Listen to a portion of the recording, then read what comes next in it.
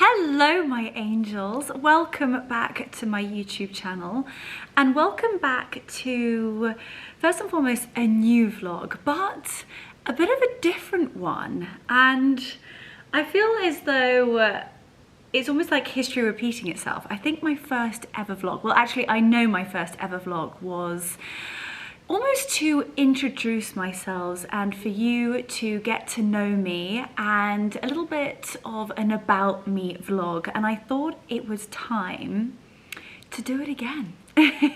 There are a fair few new people here and a lot more than when I first started, so I thought it was time to just have a sit down, have a cup of tea and just have a good old chat. Now, first and foremost, I just can't thank you all enough for subscribing to my YouTube channel and just being the most incredible and supportive community on here. And the comments are something that I am just so immensely proud of, because it's just such a kind, supportive, empowered place where so many of you take the time to write such heartfelt messages. And I just think I'm so lucky. I do look at other people's YouTube channels and of course I'm commenting on them and I get to see their comments, and I just think you guys are amazing, absolutely amazing. And you know what, we get so many questions in those comment sections, and I thought about today's vlog a couple of weeks ago and I thought, you know what, I can put up a question box on my Instagram, but actually I want to answer the questions that all of you have asked me, so that is what we are going to be doing today. I am really manifesting spring in this dress. It is actually a beautiful day today. The sun is shining. We've got some blue skies up there, but it really does feel like spring is literally just around the corner. So there's actually not going to be much going on in this vlog. Ooh, I've got a sausage coming to see me. Wiggs, you want to come say hi to everybody? Come on then. Oh no, he's been camera shy. Maybe he'll come a little bit later. But so as I said, I've got my phone here and we have compiled a list of probably like the most asked for questions, almost a little bit of a story time. So many things, almost like how I met Mark, most embarrassing moments, and in some ways there are just so many fun and incredible and quite honestly hilarious stories that I thought, let's sit down and go through it. So I cannot wait to actually just have some time with you guys and just have a really good catch up. And for those of you who are new to my YouTube channel, you guys will get to know me that little bit more. So without further ado, I'm gonna have a sip of my tea. Oh, and we're gonna get straight into this. So firstly, probably because I'm going to get 1,000 questions about the dress, how stunning is this? I'm actually gonna stand up so that you can see it. I'm gonna chop off my head, or maybe I'll come back slightly. And this is a beautiful off the shoulder, so pretty, almost like a chiffon silk. And if I come really close, you will be able to see the detail. It's all beautiful little flowers and yellows and greens, a gorgeous removable belt, and it's just so pretty. So as I said, I'm channeling my inner spring. I'm really hoping that the sun is here to stay. But as I was saying, let's jump straight into this.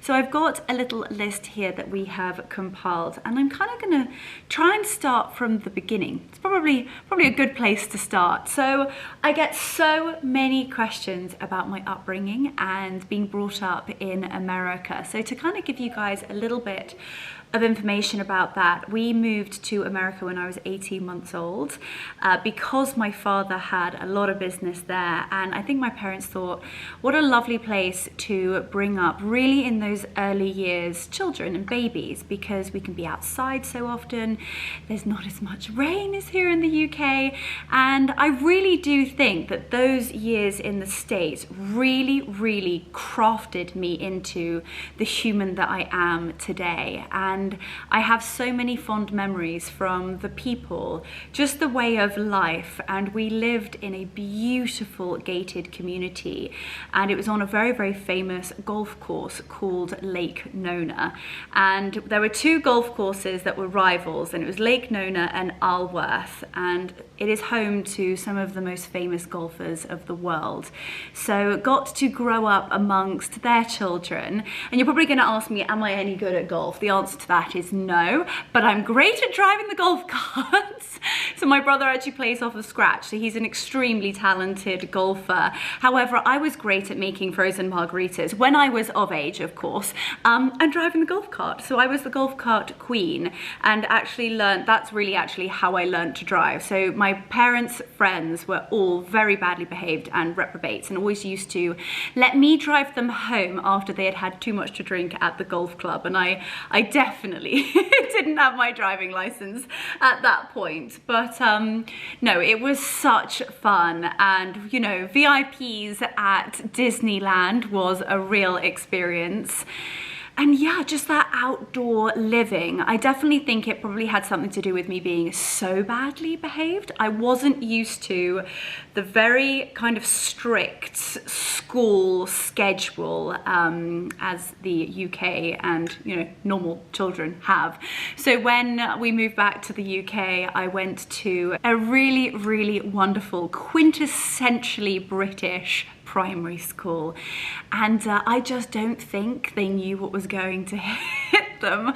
I absolutely loathed school. To try and almost put a round peg in a square hole was really rather difficult, and I think they're still aware of who Leonora Smee was, because I was so badly behaved. I actually go to events now, and one of my girlfriends, Sophia, who is an incredible financial advisor who I have actually introduced you to, she hosted an event, gosh, a few months ago now, and a lot of the other girls there had actually also gone to this school, and their parents were there, and they were like, not the Leonora Smee. And I was like, oh, I just didn't know whether to say yes or no. And that was because I was so badly behaved. I actually had to go to school for an hour before anybody else arrived so that I could run around the tennis court.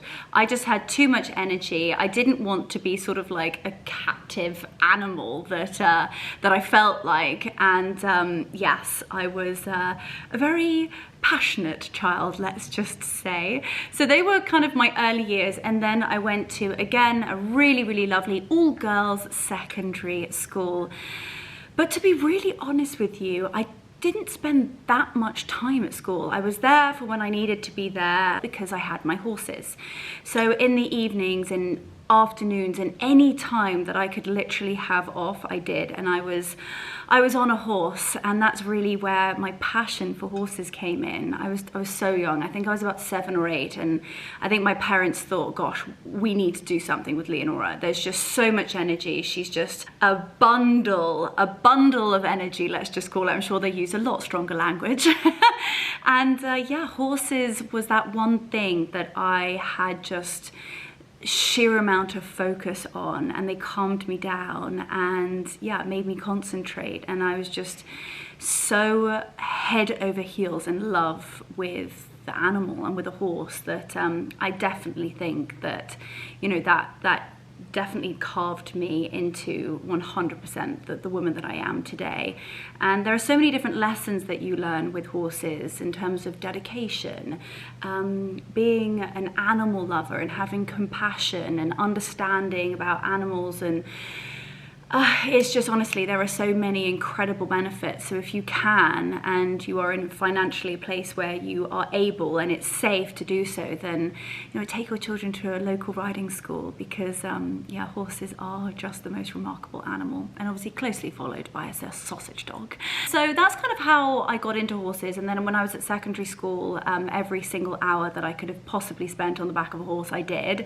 And that kind of meant that I didn't really do many extracurricular or hobbies or clubs after school. So, you know what, I definitely in hindsight wished that actually one of the subjects that I was allowed to drop was my second language, which now I definitely think would have been such a huge benefit to have. But back back then it was kind of that time at school where I was allowed to go and ride my horses. So I wouldn't have changed it for the world, but looking back, hindsight's a wonderful thing, isn't it? Where now I probably would have been slightly better off without all the trophies and probably knowing a second language.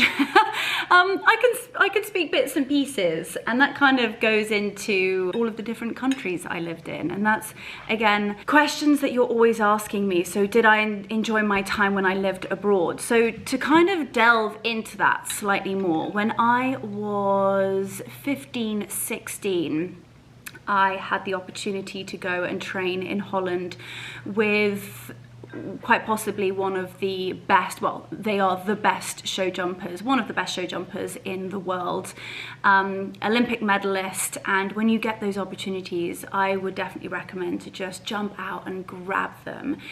And any opportunity you possibly can, just say yes. And I think that's definitely one of my mottos, and that's what I did. So I left home when I was just after my GCSEs, and I took my GCSEs a year early. So I was 15, 16, and there I went. I went off to Holland, packed my bags, and I had the best time. And it was a really, really strict regime. And I think for the first week, I don't think I was even allowed to ride. I think the people that were training me just wanted me to understand absolutely everything. I think nowadays it's certainly quite apparent where people think that they can come into the sport and splash a lot of money and think that they are going to do exceptionally well. Well, in horses, doesn't quite work that way.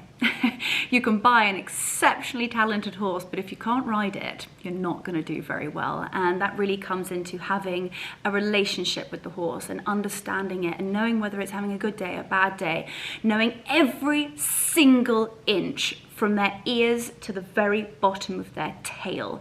And if one tiny hair is out of place, you are going to know about it. And trust me when I say, when it comes to a partnership in the ring, it is so important, because when you are literally galloping to a 160 combination and you chip one in, your horse is going to have to love you to get you out of that situation. And I'm very, very lucky that I had a horse of a lifetime, which was JB, Walton's top flight, aka Johnny Boy.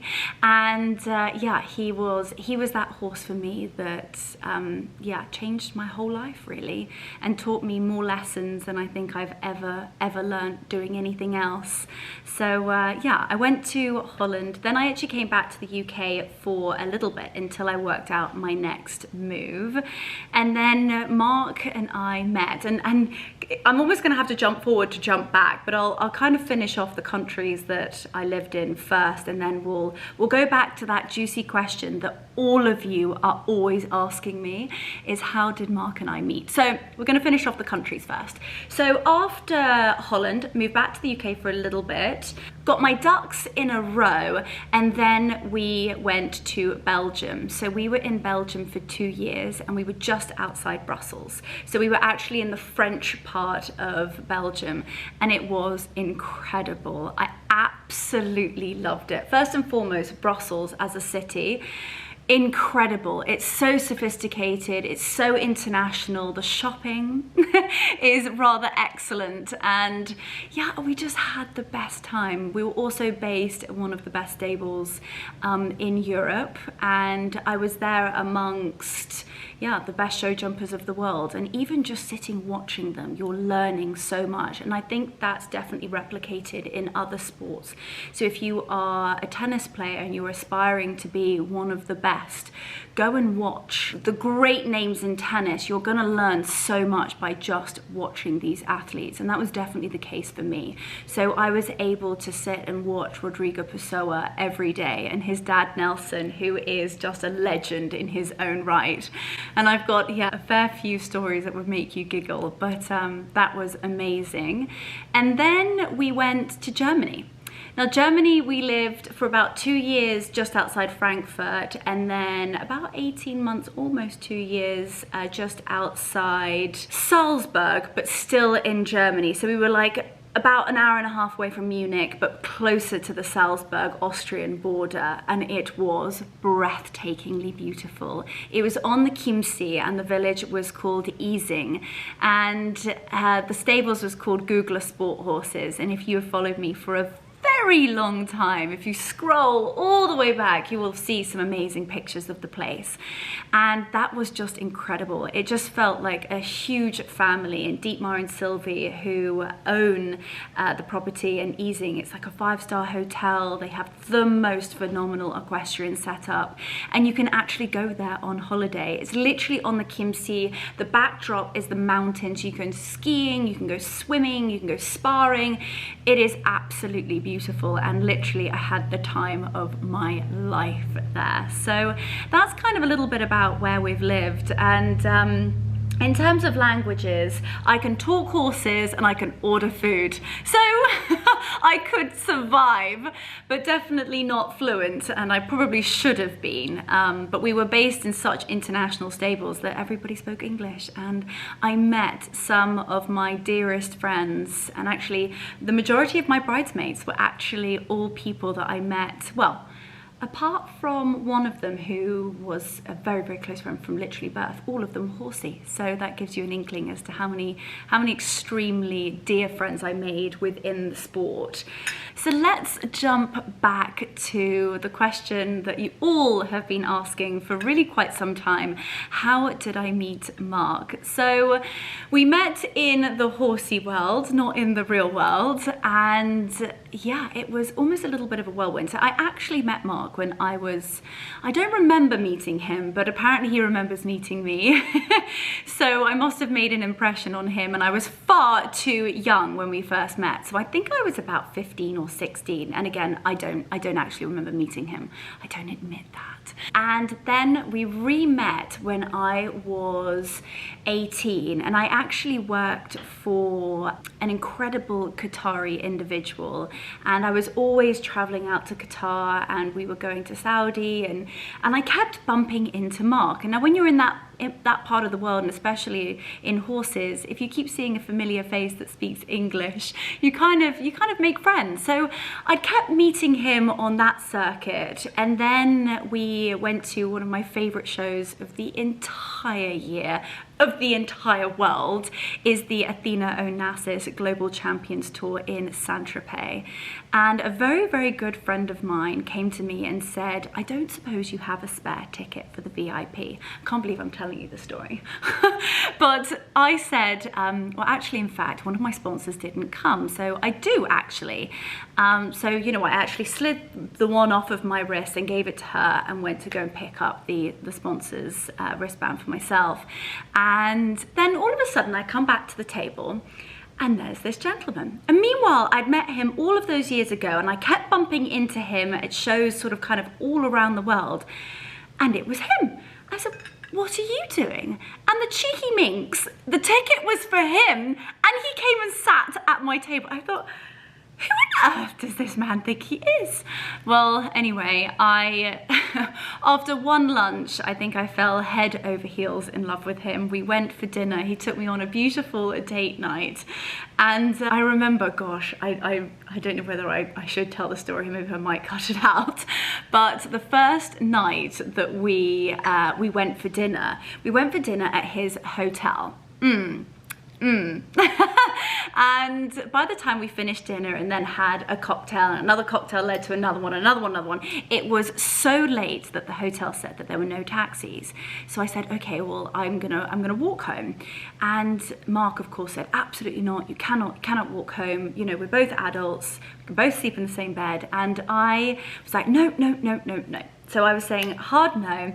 And anyway, long story short, I did have to stay, and I stayed on the sofa, but it was literally June and his hotel didn't have any air conditioning. And I know I sound like a diva, but I hope there are a few of you out there that it was literally 28, 30 degrees. It was a heat wave in June in the south of France. It was so warm, and I was wearing a bandage dress. Now, I did not want to take my dress off, and I didn't take my dress off, so I was literally sweltering.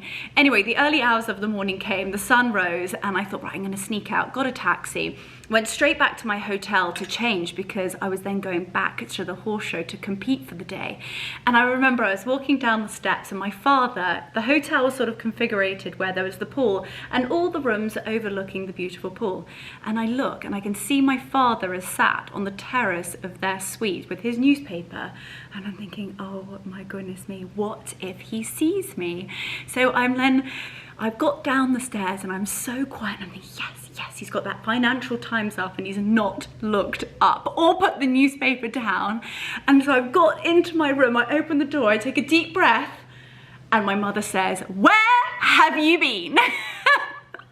So I got caught out, but although I was extremely innocent and yes, I cannot believe I told you that story, but anywho, I definitely made the man wait. Oh gosh. Anyway, so that is how we met. And then we just had this most incredible, intense love story for about 6 to 8 weeks. And always with the show jumping, in the show jumping world, there's circuits. And you can kind of cherry pick the shows as to what works for your calendar and your horses best. So certainly in my operation, we looked at the calendar and we always had this schedule and this tour that happened throughout the summer in the south of France. So we started off in Saint-Tropez, went to Cannes, Monaco, and then went actually back via Paris and then Paris back to London, did the Global Champions Tour in London, and then my horses would have a little bit of a break. But I had a slight situation with my groom actually in Saint-Tropez where sadly she had to fly home.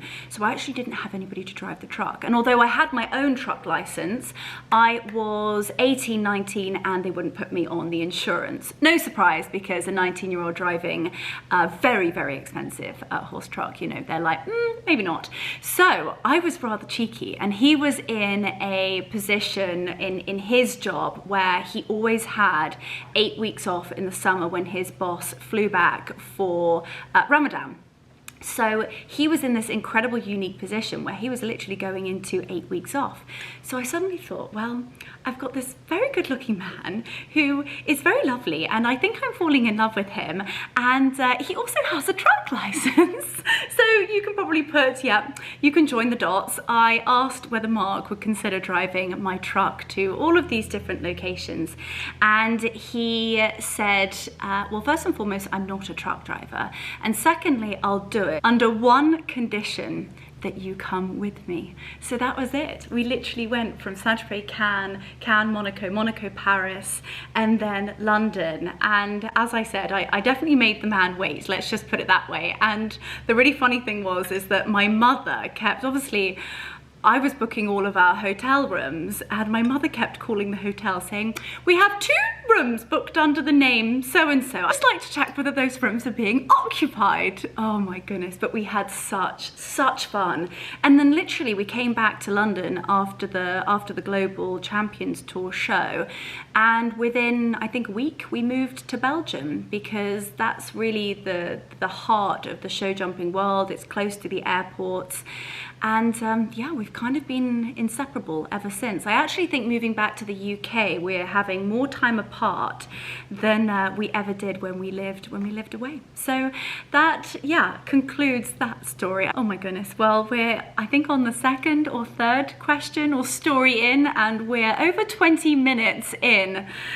It's probably going to be a bit of a long one, but to move on, a lot of questions actually about my injury, and I think probably that finishes off. Well, actually, let's maybe go into highlights of the show jumping world. Well, obviously, first foremost highlight, obviously horses are my everything. They're my love and my passion, and again, I most certainly wouldn't be the woman I am today without them, and I'm still so lucky and fortunate to still have horses in my life. JB, my top Grand Prix horse, is now retired with my best friend Ines, and Ines, of course, I met on the show jumping circuit, and she was one of my bridesmaids. So I know, Ines, you watch my YouTube channel, so I love you, and I promise I'm going to come and see you soon. And then obviously I met Mark in the show jumping world, and then the third thing is kind of the win. And I feel a little bit of shame to say that, but I think anybody who is at the top of a sport or an athlete in a competitive sport, you will know the feeling when you win, and there's just nothing that matches that. When you've won and your national anthem is being played and you're listening to it and your flag is going up, the immense feeling of pride is something that I just don't think words will ever describe. And yeah, a lot of questions here sort of saying what was my highlight in the show jumping career. And although it probably wasn't the biggest Grand Prix we ever jumped, I would probably say my proudest moment of winning would definitely be winning the Global Champions Tour in Monaco. Yeah, I still can't believe it happened. Like, I look at those pictures, and Monaco is such a special place to me and my family. My dad lived there for a long time, and we'd always fly out and go and see him, and our boat was actually moored there, and there was just so many special memories. My godparents were there actually watching it. They have an amazing apartment literally on the Formula One track, and the show is literally on the Formula One track. So I will actually just overlay a picture here of a couple of pictures of when I won the Grand Prix in Monaco. And that feeling, honestly, I'm getting goosebumps. There's a photograph, and I will find it and pop it here, where my hands are on my head and I just can't believe it. And basically what happened is that it was such a tough and big track, and the ring in Monaco is so small, and it was just so technical that actually there were only 2 clears in the first round, which is really, you know, it doesn't happen that often. So it was a head-to-head in the jump off, and I was first to go because I was the first clear. So I had to put the pressure on, but I couldn't be silly to risk maybe having a fence down. So I was quick and I was clear, and I think the time ended up being 33:03. And then the second horse went in, and actually that horse had in the previous Olympics won a bronze medal. So you can imagine how extremely talented that horse was. And there's me on little JB. But anyway, she went clear and she went quick. And the time of the difference, it was 300ths of a second. You can't even click your fingers that quick. And I remember when Mark told me, honestly, I want to cry. It's such a moment. And my parents were there, and it was one of the greatest feelings of my entire life. And yeah, that's probably one of my greatest memories, along first and foremost horses, second meeting my husband and the love of my life, and yeah, JB, equal love of my life. Mark knows that, so don't worry. Mark, bless him, he always says that he's so far down in the pecking order, because it's like my dad and JB, then it's 4 sausage dogs, and then Mark in terms of ranking with men in my life. Anywho, so then let's go into the injury, because ultimately that's why I stopped riding for a little while, and that was never my intention, was to ever stop riding. But I think, you know what, I really truly believe that everything happens for a reason. When one door closes, another is going to open, and if it doesn't, you literally bash down that door and you go back and buy the bloody building. So I, yes, had slightly an unfortunate situation where I was on a young horse, and we were actually at a competition in Germany. And it was at the time of day, it was really early in the morning, and the sun was rising, and it was that time of day where there are shadows on everything. And so the sunlight hit the fence and it created a shadow. And basically I came around the corner, and sadly my horse picked up a stride too early. So we had a rotation fall where I went down, and she then in fact came down on top of me. And actually, you know, the damage was done when I hit the ground, but obviously the weight of the horse made it that little bit worse. But actually, one of the things, the reason why the injury wasn't, I was extremely lucky. One, I was wearing a helmet, and if you are riding and do ride horses, please never ever ride without a helmet. And I've got so many stories that I can hopefully terrify you into wearing a helmet, but body protector, helmet, all of the safety precautions you can wear, please wear them. Because if I wasn't wearing a hat, it would be a very different situation, and I may not be sat here talking to you today. But actually my horse was winded, so she just laid there very still, and then they were able to, I actually got up and wriggled my legs felt fine. I just felt immense nauseousness. I just felt like I was going to vomit. Please excuse excuse that word. So she got up, and actually she was absolutely fine. She was jumping the next day, so she just was a bit like, whoa, what happened there, mummy? I, however, was not okay. So my arm was actually hanging off. So what connects your shoulder to your collarbone and quite frankly your neck are a lot of ligaments. And I had shattered my shoulder, broke my collarbone, and severed all of the ligaments from my neck holding onto my shoulder. So it was literally hanging. And I kept saying to Mark, I don't feel well, I don't feel well. And he could see what had happened. I don't think he knew how bad it was, but it was, as I said, hanging off. And then obviously they took the horse and I went straight into the ambulance. And they don't mess around in Germany. No, nope, nope. They intravenously inject me straight into the neck. I couldn't tell you my name for about 2 weeks. I was off my absolute rocker. But what I do remember is lying in hospital saying, obviously there was a bit of a language barrier. They cut everything off. All I said, and I think any horse rider will agree with me, is don't cut the boots. So I made them wait until Mark got there because he actually drove behind the ambulance, and obviously the ambulance went into one entrance of the hospital and he had to go park the car and come into another, and then Mark managed to like wedge off my spurs and take my boots off. So thankfully my boots are safe and sound. However, I wasn't, and then yeah, I was very, very lucky and definitely right place at the right time in terms of where I was and where I had my surgery, because I had the whole surgery done by keyhole, which is really, really rare. I have never met another person that has ever had a shoulder surgery, neck surgery without having to have a scar. And the first hospital that I was taken to actually wanted to cut my whole shoulder open, do a 30-centimeter scar and put a plate in. And now normally a husband and a parent, my mother was also there, so you can imagine how hysterical she was. All she cared about was the fact that I was getting married the next year. So she was like, no, we can't have a scar. She's a bride next year. And obviously Mark was being slightly more sensible, saying, Karen, you know, these are the options. And so obviously being very, very horsey and Mark taking countless first aid courses, he actually took all of the intravenous medications out of my arms, and they stole me out of hospital.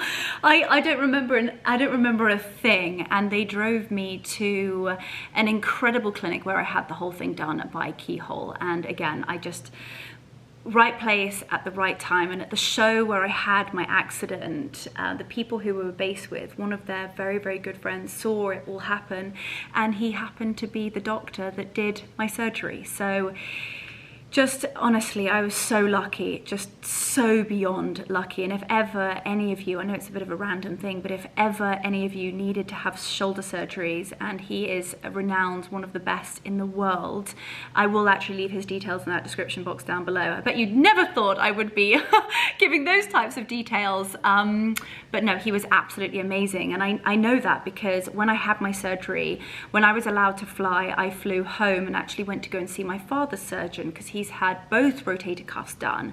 He looked at my paperwork and was like, you realize the gentleman that did your surgery, the doctor that did your surgery, he literally flies around the world giving forums as to how to achieve the results that he does and the methods that he uses. He's phenomenal. So that's kind of about my injury. And then I wasn't allowed to sit on a horse for quite a long time. And I definitely think maybe it's something that is to do with, I just think it's in my blood. I was not going to sit still and watch other people ride my horses and do nothing. So that's when I made quite a big leap of faith, because I left school so young, I left home so young. I didn't go through the normal educational process and university that, you know, most people go through. I was definitely the black sheep of my family. I then decided to come home and, as my dad says, get a real job. And that was honestly the biggest reality check I've ever come across. And I think, yes, I definitely say I've won the DNA lottery, and I'm so privileged to the family that I've been born into and where I am in the world and in society. But I think when people go from a certain level, or even in a job, they go from being sort of up here to literally hitting rock bottom like a pile of bricks. That feeling is the same no matter where you are in life. And I don't know, I had this like immense feeling of shame. I felt embarrassed. I didn't want to talk about the accident. And although it was a freak accident, it was something that I couldn't do anything about. And I then again felt ashamed and embarrassed that I didn't have the same qualifications as other people did. So I kind of came back and weighed up the situation. I was like, right, what do I have here? What can I do? What am I good at? And what would I love to do? So I'd always been sponsored by the most incredible brands, and I've got a fair few stories to tell about them, but I've always been in a luxury industry and sponsored by the most exceptional brands. So I always had amazing connections from my show jumping world and experience with brands. And then all of my friends and connections and network that I'd met in the show jumping world were all ultra high net worths. It's no lie that show jumping is like second to Formula One in terms of monetary value and the money in the sport. So I thought, okay, I've got the brands and I've got the clients, so what can I do? And that's when I went straight into events. And I know a lot of you asked me about my business and Luxury by Leonora and how I built it and my background. Really, I went to Cartier, and I can't tell you how many people applied for the job. And I literally went in there and said, you know, I don't have a fancy degree, I don't have a fancy master's, I don't have a PhD, and there were hundreds of people that applied. But what I can do is that I am exceptionally hardworking. I will be here before anybody else, I'll be here after everybody else, and I will do a better job than anybody else. And I have the golden goose, which is the client who wants to buy the product. So, as I said, I went to Cartier and went into their events team, and my goodness gracious me, did I have the best time. I learned so much, and it was just something completely different, because obviously I had a huge amount of life experience that I think not many people even get to experience that in their entire lifetime. And yeah, I just had just the most amazing time in the show jumping world, and that really made me stand in good stead when it came to organizing beautiful, exceptional, and memorable events. So I was with Cartier for, I think, just under a year, and I kind of had this light bulb moment. I absorbed as much information as I possibly could and tried to sit and listen to the best in the industry. I also learned pecking order pretty quickly in a corporate world. Going from kind of being at the top to being rock bottom. I learned pecking order in a corporate company quite quickly, but loved it and wouldn't change it for the world. And yeah, I was with them for just under a year and thought, why am I doing this for them when I could be doing this for myself for multiple brands? And that is when I built Luxury by Leonora. And I think it's also important to say that it did not happen overnight. Trust me, my nose has been to the grindstone. Blood, sweat, tears, worry, anxiety, thinking, you know, working for years for sometimes nothing, to now building a business where we're bringing on more people. And yeah, the future, you know, I'm so excited about what's coming and what we're hoping to build and what we're hoping to achieve. And I want to build an empire, and I've got an incredible team around me that's going to help me do it. So that's kind of about my injury and then how I went into the luxury market. And again, a lot of questions sort of saying, what do I do? So I think from a social media point of view, I think a lot of people think that I'm just an influencer, and influencing is incredible, and don't get me wrong, it is extremely hard work. I think people do not realize the amount of hours that go into creating exceptional content. So I would definitely call myself more of a content creator than an influencer, but hopefully I do influence a few of you to look into and discover new brands and beautiful things at the end of the day. But you know, there there are so many other things that I do. I think at the very beginning, I actually had a luxury sourcing company, so I always had the high net worths that were looking to buy beautiful things.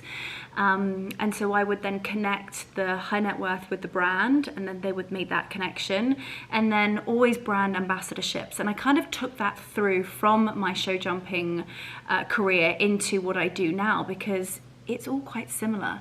Although I'm not riding a horse, I'm still in front of a audience that's very, very interested and engaged and willing and wanting to buy the products that I'm talking about. So with the brand ambassador roles, it's more of, you know, building an incredible long-term relationship where you are representing the brand and the face of the brand. So that might be doing content creation, doing all their e-com shoots, introducing clients, doing events. Really, there are lots of different realms within being a brand ambassador, and every brand is different. So there's always, you know, a bespoke proposal and always a bespoke package depending upon the brand and what they need. So there's always that. Then we have Luxury by Leonora events. And that's twofold or two-pronged, because we have events for content creators, influencers, and social media stars. And then we have events for clients. And both of those we work with exceptional brands. And this year, cannot wait. I just can't wait. I actually told you on my last trip to Mallorca that we are going to be hosting a very, very exciting, the biggest and the best event we've ever done, actually in Mallorca in September. The dates haven't been finalized, but it is going to be, it's just going to be mental. I can't wait. I cannot wait, and I can't wait to share it all with you. So that's kind of a little bit about what I do for a living. And then of course, you know, content creation, YouTube, and there's just so many things that come from that.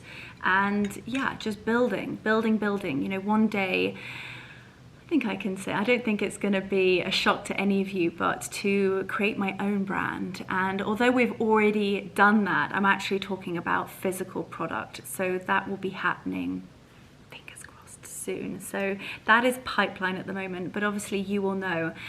If I'm going to do something, I'm going to do it properly. So I need to ensure that all the research is done, the manufacturers, the factories, the actual product itself, testing, trialing, and to make sure that it is epic and quintessentially Luxury by Leonora and all of that jazz. So, right, what do we have here? We're going to get into the real nitty-gritties here. So, one of my most embarrassing stories. I've got a fair few. Oh gosh, one of them. So actually all of you are always asking whether you can hear me sing. And I always joke that not many people, I don't really sing in public. I've done a few weddings, a few funerals. It's really difficult, by the way. Or when I'm absolutely legless after too much champagne with a wooden spoon. But there was this one time, honestly, my whole body just quivers, you know, when your tummy does a flip and you're like, oh gosh, I can't even. But I will divulge. So I'm going to set the scene. One of my biggest sponsors in the show jumping world was very high up in the Cartier royal family. And I went for a meeting in Paris. And actually, we were building an equestrian academy in Qatar. And obviously my father's background is property and blah, blah, blah, blah, blah. That's a whole nother story. But anywho, we're in Paris and my father is there and the sheikh is there. And he took us to a beautiful Parisian restaurant that specialized in oysters and champagne. Now, I don't actually drink that much. I feel like my YouTube channel makes me out to look like I'm an alcoholic, but I promise you, I don't drink that much, but what I do drink is I love champagne. And one of my favorite champagnes is Louis Roederer Cristal. And this particular individual knew that. So we're at this restaurant, and I also need to tell you that I had a horrendous chest infection. So I am croaky. I'm coughing up the biggest amount of muck off of my chest. I am on such strong painkillers and antibiotics that I should not have been drinking. Anyway, this bottle of champagne comes over, and I mean, like, it's a situation where you can't say no. So I'm nursing my way through, and normally, you know, a couple of glasses for me, it's enough. It's enough. Anyway, I'm like 3/4 the way through this bottle of champagne, and I'm thinking, oh my gosh, I'm almost there.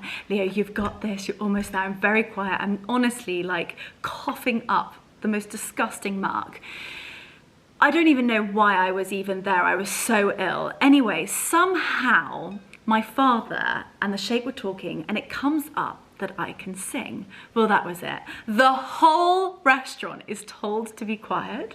There is a pianist playing like in a red roped section. And obviously I'm like bottle in of champagne, think that I'm Beyonce. And I'm like, of course I can sing. So I stand up. I will never, ever, ever move on from this. But what's worse is it wasn't just the people in the restaurant and the sheikh and my dad. My dad had actually, at that point, invested in a live streaming app. And that was actually before Facebook went live and Instagram live and all of that malarkey. So it kind of, he went live in Paris, and my brother at the time, and it's something he never lets me live down because he witnessed it as well. So his phone pinged, and he was living in Panama, and he said, I was lying in the comfort of my own home in my own bed, and it pinged up saying, Roger Smee live in Paris. So he clicked on it and thought, what are they doing in Paris? And there I am, warbling away. It was so horrendous. I mean, normally my father cries when he hears me sing from emotion and it being beautiful and all of that malarkey. He was literally stood behind the sheikh going, that'll do, missus, that'll do. And there I am, I'm going in strong for the high note, and I just butchered it. People were like, oh my goodness. The sheikh thought it was hysterical, and I will never live it down. So that's definitely up there with one of my most embarrassing stories. And I can't believe I just told you that, but hopefully it made you giggle. And then, ooh, how do I stay so positive? And how did I stay so positive when I moved back after my surgery? I think I've kind of already touched on that. But, oh, I don't know, I gotta be honest, I wasn't positive at that point. I was rock bottom. But I think when you want something hard enough and you work hard enough, you just gotta have that drive. And I definitely had just the most burning feeling in my body, literally to the bottom of my being, that I wasn't going to be mediocre. I just had to work my absolute socks off to ensure that, I think everybody has a different idea of what is successful, and I think that's important, and I'm not going to go too much into that in terms of what I think is successful, but I just wanted to build something to be really, really proud of, and I just worked my arse off. Excuse my language, but how did I stay so positive? I just knew, you know, if you send 1,000 emails, you got to know that probably 999 of them are going to say no, but that one that says yes, you do the job so unbelievably well that those 999 said no. Look at what you've done and think,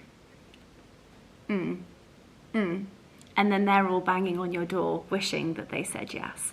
So that's maybe, you know, create things and do things and you know, do everything to the very, very best of your ability. And if you tried your absolute hardest, then, you know, for yourself, that's enough, and it certainly was for me. And I think that leads into the next question, which is, what would be my top tips and advice to anybody who wanted to build a career in social media?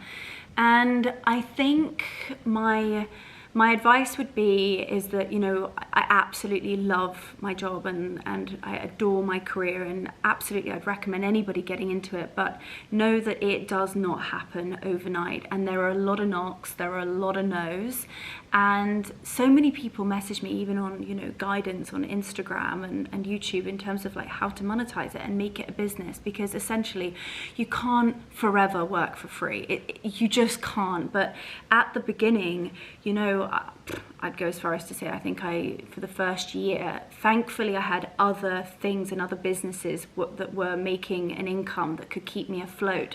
But certainly on Instagram and on YouTube, you do it for free for as long as you possibly can and possibly need to, until brands start coming with opportunities and saying, we'd love to work with you. But my top tip is definitely don't sit there and wait for people to come to you. It doesn't work that way in this career. And if you are in my line of business and are waiting, don't.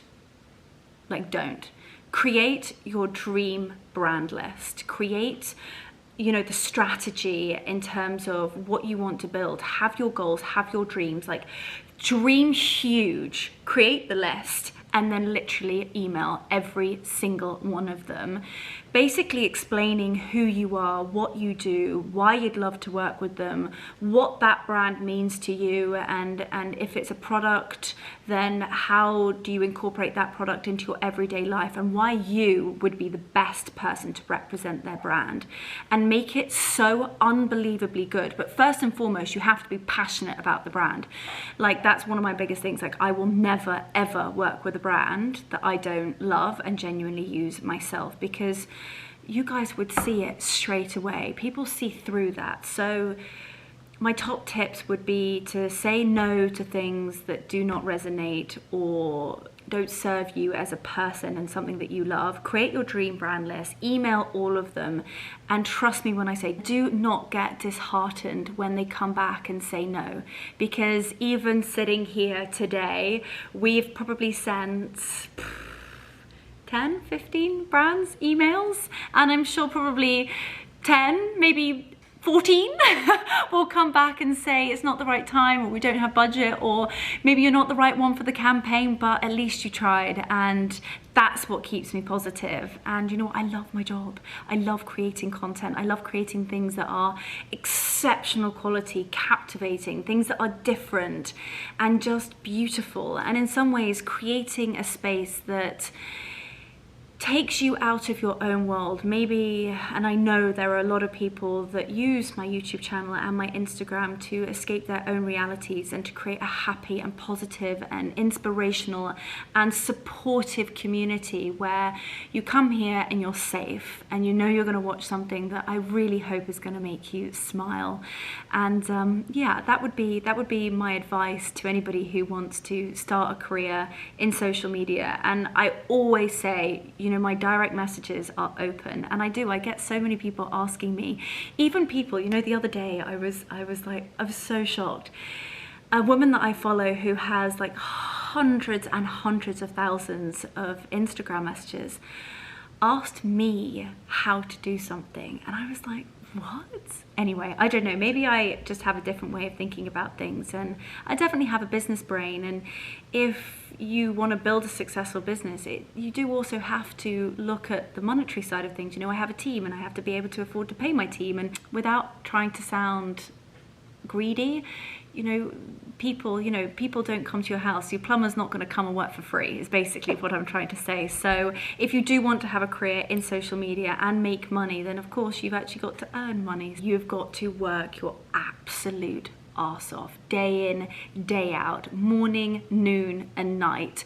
Just keep creating content, keep engaging, commenting, liking, reaching out to brands, replying to every single person that messages you. And that's something that I pride myself on to this very day, that we reply to absolutely everything on both YouTube, Instagram, TikTok, emails, all the people that come through my website. I'm literally reading every single one of them and replying to you, and it means the world to me. So yeah, cons would be difficult work-life balance, and something that I wish I knew before going into this was probably not everybody's gonna like you.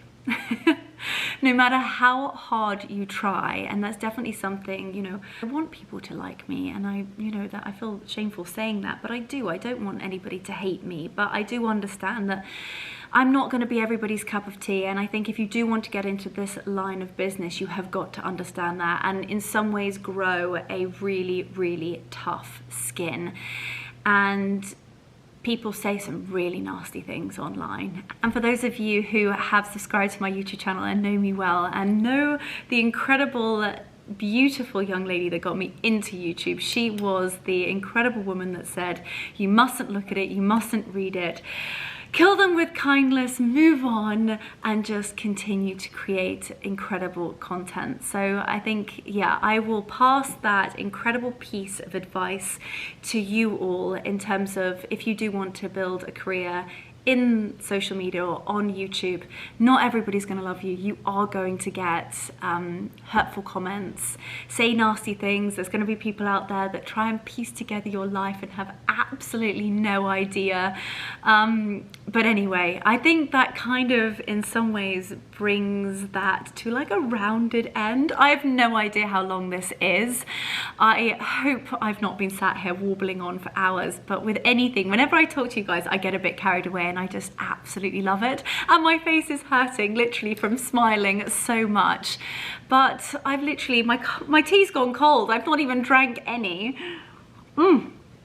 But I have loved every single second of this and kind of sort of delving into the parts of my life that I don't really talk about that much, because I feel like I share so much and we're here, we're there, we're everywhere, and we're always talking about different things, but not often do I talk about me or my background. So I feel like that kind of beautifully rounds off this vlog to an end. I've tried to answer as many questions about my past, my future, my present, all of that jazz, and most importantly I want to say that my direct messages are open. So if ever you want any advice, top tips, again, if it's about breaking into this industry, or whether you're having a bad week and just want to message me, and they're always open, always open. So I cannot thank you enough for watching. I hope you've enjoyed it, and most importantly, sending you so much love.